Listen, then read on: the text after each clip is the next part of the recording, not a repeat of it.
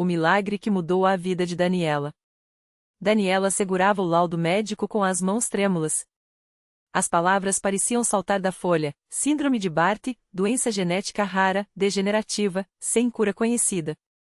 O médico havia sido claro, mas frio. Seu filho Lucas, de apenas 4 anos, tinha uma condição que afetava o coração, os músculos e o sistema imunológico. Com o tratamento, ele pode viver até a adolescência, mas a qualidade de vida será muito limitada, dissera. Daniela sentou-se no banco do corredor do hospital e chorou como nunca havia chorado antes. Não era justo. Lucas era uma criança alegre, cheia de vida, que adorava correr no quintal e cantarolar as musiquinhas que aprendia na escolinha. Como ela iria dizer ao marido, Rodrigo, que o futuro do filho era uma sentença? As noites seguintes foram de insônia. Daniela orava como sabia, com as palavras embaralhadas entre lágrimas, pedindo a Deus uma resposta. Até que, numa tarde, enquanto arrumava a casa, encontrou um velho caderno de sua avó. Entre as páginas, havia um folheto amarelado da Congregação Cristã no Brasil.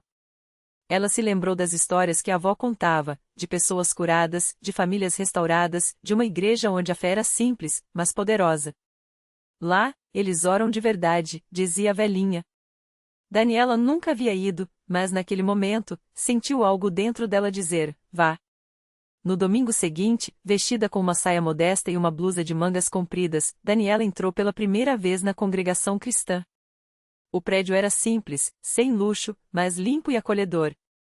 Os irmãos e irmãs a cumprimentaram com sorrisos sinceros, sem perguntas invasivas. Ela sentou-se num banco de madeira, ao lado de outras mulheres que seguravam suas Bíblias com cuidado. Não havia instrumentos, apenas vozes unidas cantando hinos que falavam de confiança em Deus. Em Cristo há poder, há bálsamo que sara, há paz para o pecador. Daniela sentiu uma estranha paz, mesmo com o coração apertado. O ancião, um homem de cabelos brancos e voz serena, dirigiu a reunião com humildade. Ele leu passagens da Bíblia e falou sobre a fé que move montanhas. Deus não mudou, disse. Ele ainda ouve, ainda age, ainda cura. Daniela baixou a cabeça, sentindo as lágrimas escorrerem. Quando chegou o momento das orações, os irmãos se ajoelharam, e ela fez o mesmo, mesmo sem saber direito o que dizer. Mas ali, entre aqueles que oravam com fervor, ela sentiu que não estava sozinha. Após o culto, uma irmã chamada Maria se aproximou. Vi que você está com o coração pesado, filha, disse, colocando a mão no ombro de Daniela. Se quiser, podemos orar juntas. Daniela não conseguiu segurar o choro e contou tudo. Maria a abraçou e disse: Deus é maior que qualquer doença. Vamos levar Lucas aos pés do Senhor. Naquela noite, Daniela voltou para casa com uma pequena esperança acesa no peito. Nos dias seguintes, ela começou a frequentar os cultos com Rodrigo e Lucas. A princípios, Rodrigo, que não era religioso, resistiu. Oração não vai adiantar nada, disse. Mas quando viu a mudança em Daniela, a calma que substituía o desespero, que ele cedeu. Os irmãos da igreja os receberam com carinho, sem julgamentos. As crianças brincavam juntas no pátio enquanto os adultos estudavam a palavra. Lucas, mesmo fraco, sorria ao ver as outras crianças. Um domingo, durante o culto, o ancião anunciou que haveria uma reunião especial de oração pelos enfermos na quarta-feira. Quem tiver algum pedido, venha com fé, disse. Daniela não hesitou. Na noite marcada, ela levou Lucas, que já mostrava sinais de piora, cansaço excessivo, falta de ar. A pequena sala estava cheia de irmãos ajoelhados, orando em voz baixa. Quando chegou a vez de Daniela, ela se levantou, como era o costume na CCB, e deu seu testemunho com voz trêmula. Irmãos, peço que orem pelo meu filho. Os médicos disseram que não há cura, mas eu creio que Deus pode fazer o impossível. O ancião colocou as mãos sobre a cabeça de Lucas e orou com uma fé que contagiou a todos. Senhor, Tu és o mesmo Deus que curou os enfermos nos tempos bíblicos. Tocamos em Ti pela fé. Restaura este menino, em nome de Jesus. Os irmãos responderam com um amém ao uníssono, e Daniela sentiu algo forte dentro dela, uma certeza de que Deus havia ouvido. Nos dias seguintes, Lucas começou a melhorar. Primeiro, foi a energia, ele brincava mais, corria sem se cansar tanto. Depois, os exames começaram a surpreender os médicos. Os marcadores cardíacos estão normalizando, disse o cardiologista, confuso. Isso não é comum na síndrome de Barth. Daniela sorriu, sabendo que não era medicina, mas a mão de Deus. 6 meses depois, Lucas foi levado de volta ao hospital para uma bateria completa de exames. O médico, incrédulo, olhou para Daniela e disse: não há mais sinais da doença. É como se ela nunca tivesse existido. Daniela abraçou o filho forte, sentindo o coração transbordar de gratidão. Naquele domingo, ela se levantou na congregação cristã e deu seu testemunho, com Lucas ao seu lado, saudável e sorridente. Irmãos, Deus ouviu nossas orações. Ele curou meu filho. Não foi por mérito nosso, mas pela sua misericórdia. Se alguém aqui está passando por uma prova, não desanime. Deus é fiel. A igreja inteira se encheu de louvor. Muitos choravam, outros erguiam as mãos em ação de graças. O ancião, com os olhos brilhantes, lembrou a todos: Deus não faz acepção de pessoas. O que ele fez por Lucas, pode fazer por qualquer um que crer. Daniela e Rodrigo foram batizados nas águas pouco tempo depois, selando sua entrega a Cristo. Toda vez que participavam da Santa Ceia, Daniela olhava para o pão e o vinho, símbolos do sacrifício de Jesus, e agradecia por ter encontrado não só a cura para Lucas, mas uma família espiritual que a sustentou nos momentos mais difíceis. Hoje, anos depois, Lucas é um menino saudável, cheio de vida, que cresce ouvindo sobre o milagre que Deus operou em sua vida. Daniela aprendeu que a fé não é a ausência de medos, mas a coragem de confiar mesmo quando tudo parece impossível. E a congregação cristã no Brasil continuou sendo, para ela, um lugar onde a simplicidade da fé encontra o poder de um Deus que ainda faz milagres. Porque para Deus não haverá impossíveis. Lucas 1h37, essa passou a ser a frase que Daniela repetia sempre que via alguém desanimado. Porque se Deus pode curar uma doença sem cura, Ele pode transformar qualquer situação. Basta crer. A vida de Daniela e Lucas mudou completamente depois daquele milagre. O que antes era uma casa marcada pela angústia e pelas noites em claro, agora se enchia de risadas, orações de gratidão e o cheiro do café que Daniela preparava todas as manhãs antes de levar o filho à escola dominical. Lucas, que os médicos disseram que talvez nunca andasse sozinho, agora corria pelo pátio da igreja, brincando com as outras crianças, enquanto os irmãos mais velhos olhavam com lágrimas nos olhos, lembrando daqueles dias difíceis em que todos oravam juntos pelo pequeno. Mas o milagre não parou ali. A história de Lucas começou a se espalhar, não por vaidade, mas porque Deus usava aquele testemunho para tocar outros corações. Um dia, uma mãe desesperada, cujo filho também lutava contra uma doença grave, chegou até Daniela depois do culto. Com os olhos cheios de lágrimas, ela perguntou: Irmã, como você conseguiu ter tanta fé? Daniela não hesitou. Pegou a mão daquela mulher, levou-a até um canto tranquilo do salão e começou a contar, não como se fosse uma heroína, mas como alguém que também já tinha chorado até não ter mais lágrimas. Eu não tive força nenhuma, irmã, disse Daniela, com a voz embargada. Foi Deus quem me segurou. Cada vez que eu pensava em desistir, um irmão ou uma irmã da igreja aparecia com uma palavra, um abraço, um versículo. Eles não me deixaram afundar. E quando eu não conseguia mais orar, eles oravam por mim. Aquela conversa mudou a vida daquela mãe. Ela começou a frequentar os cultos, a participar das reuniões de oração, e pouco a pouco, sua fé também foi crescendo. Não foi fácil, houve noites de dúvida, dias em que a dor parecia maior que a esperança, mas ela aprendeu, como Daniela, que a fé não é a ausência do sofrimento, mas a certeza de que Deus está no controle, mesmo quando não entendemos. Enquanto isso, Lucas crescia e, aos poucos, começou a entender o que tinha acontecido com ele. Uma vez, depois de ouvir a história mais uma vez, ele olhou para a mãe com aqueles olhos brilhantes e perguntou: Mãe, por que Deus me curou?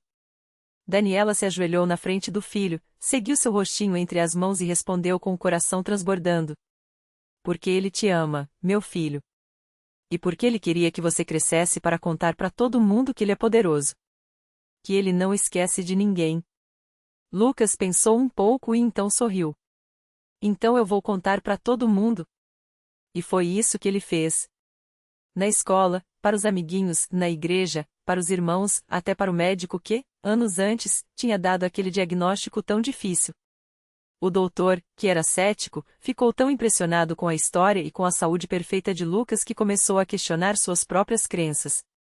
Não se tornou um crente naquele momento, mas algo em seu coração foi mexido. Ele nunca mais olhou para a fé da mesma forma. A vida de Daniela também tomou um novo rumo. Ela, que antes era uma pessoa tímida e reservada, agora se sentia chamada a ajudar outras mães que passavam por provações semelhantes.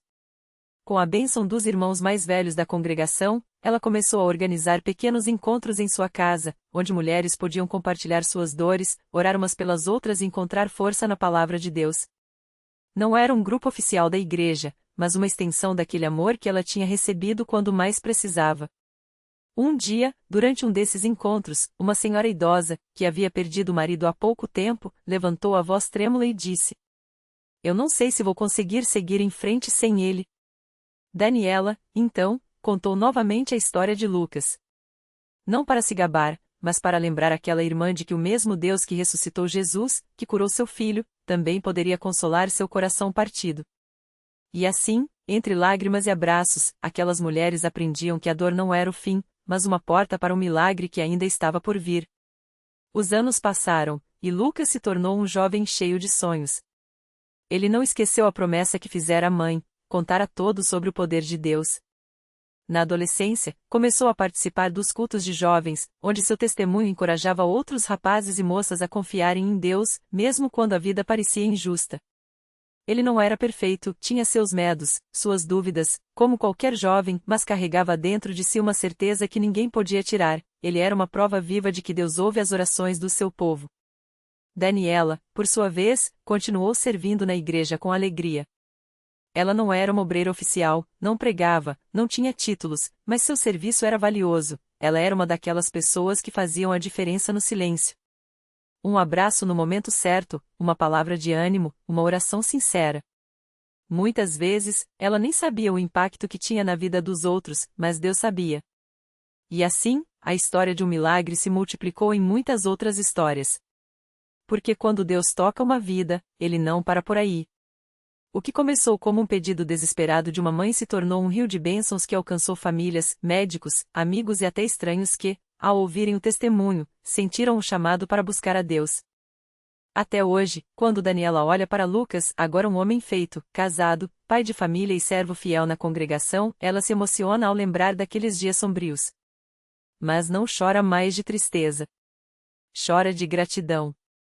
Porque aprendeu que os milagres de Deus não são apenas para mudar as circunstâncias, mas para transformar corações. E o maior milagre não foi só a cura de Lucas, mas a fé que nasceu naquela família e se espalhou como fogo, aquecendo todos que dela se aproximavam. E assim, a simples história de uma mãe, um filho e uma igreja que não desistiu de orar se tornou mais um testemunho de que, na congregação cristã no Brasil, a fé não é apenas uma palavra. É uma realidade viva. Porque Deus ainda opera. Ainda cura. Ainda transforma. Basta crer. Naquela mesma igreja onde Lucas recebeu sua cura, anos depois, um jovem chamado Mateus chegou arrastando não só o corpo frágil, mas uma alma ainda mais ferida. Ele tinha apenas 19 anos quando um acidente de moto o deixou paralisado da cintura para baixo. Os médicos foram claros: nunca mais andará. Mas Mateus não veio sozinho. Veio trazido pela tia, irmã de criação de Daniela, que já conhecia o poder da oração naquela congregação. No início, Mateus ia às reuniões mais por insistência da tia do que por fé própria. Sentado na cadeira de rodas, observava tudo com ceticismo. Já tentei de tudo, pensava. Mas havia algo diferente naquele lugar. Não eram palavras bonitas ou promessas vazias. Era a simplicidade dos irmãos, a sinceridade das orações, o jeito carinhoso como o tratavam sem piedade, mas com uma esperança que ele não entendia. Uma noite, durante um culto de oração, o pastor fez um chamado especial pelos enfermos. Mateus sentiu um aperto no peito. Não era dor física, mas algo que o impulsionou a levantar a mão, mesmo sem entender por quê. Irmãos se aproximaram, impuseram as mãos sobre ele e começaram a clamar a Deus com uma fé que o deixou sem palavras. Ele fechou os olhos, e pela primeira vez em meses, sentiu uma paz que não vinha de remédios ou terapias. Dias se passaram. Mateus continuou frequentando as reuniões, agora com um pouco mais de vontade. Até que, em uma tarde comum, enquanto ajudavam a arrumar as cadeiras da igreja, um dos irmãos, o mesmo que orou por ele naquela noite, olhou nos seus olhos e disse com calma: Irmão, hoje você vai andar. Mateus sorriu sem jeito, achando que era só encorajamento. Mas o irmão insistiu: não é força sua. É a fé que Deus está te dando. Levanta. Com as mãos trêmulas, Mateus segurou o apoio da cadeira e tentou se erguer. Os joelhos tremiam, mas desta vez não era fraqueza. Era algo novo. Uma força que não vinha dele. E então, aos poucos, com lágrimas escorrendo, ele deu o primeiro passo. Depois outro. E outro. A igreja inteira parou. Alguns choravam. Outros louvavam em voz alta. Mateus andava. Não perfeitamente, não como antes, mas andava. E naquele momento, não importava a ciência, não importava o diagnóstico. Importava só uma coisa: Deus havia ouvido. Hoje, Mateus não só caminha como corre. Não só serve na igreja como leva outros a crer. E toda vez que vê um irmão desanimado, ele se aproxima, coloca a mão no ombro e conta sua história. Se Deus fez por mim, Ele faz por você também, diz, com a mesma convicção daqueles que um dia oraram por ele. Porque na congregação, os milagres não são coisas do passado. São sinais de que Deus está vivo, agindo no meio do seu povo. E cada vida transformada é um grito de que a fé, quando verdadeira, move até o impossível. Basta confiar. Basta persistir. E acima de tudo, basta crer que Ele é fiel. Naquela mesma igreja, alguns meses depois, uma mulher chamada Ana sentou-se nos últimos bancos, com o rosto molhado de lágrimas. Ela tinha chegado ali arrastando não só o corpo cansado, mas uma dor que parecia não ter cura. Os médicos haviam dito que seu filho, Lucas, de apenas 7 anos, nunca mais falaria. Um acidente tinha lhe tirado a voz e as esperanças. Não há o que fazer, disseram. Mas Ana não aceitou. Se Deus tinha feito um milagre na vida de Mateus, por que não no seu filho? Ela ouviu os testemunhos, viu as pessoas levantando as mãos em adoração, e algo dentro dela se mexeu. Não era só emoção, era uma certeza. Naquela noite, quando o pastor fez o chamado para oração, Ana levou Lucas até o altar. O menino, frágil, seguiu-a em silêncio, os olhos grandes e assustados. Mas quando as mãos dos obreiros se estenderam sobre ele, algo mudou. Primeiro, foi um tremor nos lábios. Depois, um som rouco, quase imperceptível. Ana segurou a respiração. Então, como um rio que rompe a represa, veio a voz: Mãe. Era fraca, mas era ele. Era Lucas falando. A igreja inteira explodiu em louvor. Alguns choravam, outros gritavam glória a Deus. Ana caiu de joelhos, abraçando o filho, enquanto as lágrimas escorriam sem parar. Ele falou, Senhor. Ele falou, repetia, como se não pudesse acreditar. Os médicos não tinham explicação. Os exames mostravam que as cordas vocais ainda estavam danificadas, mas Lucas não só falava como cantava. Sim, cantava. Na primeira oportunidade, subiu no púlpito ao lado do coral infantil e, com voz trêmula mas cheia de fé, entoou: Deus é fiel, Ele não muda, o que prometeu vai cumprir. Não havia técnica, não havia perfeição, só havia um milagre vivo, cantando para a glória de Deus. Hoje, Lucas é um dos pequenos que mais anima os cultos. Sempre que pode, puxa o microfone e declara: Jesus me deu minha voz de volta. E Ana?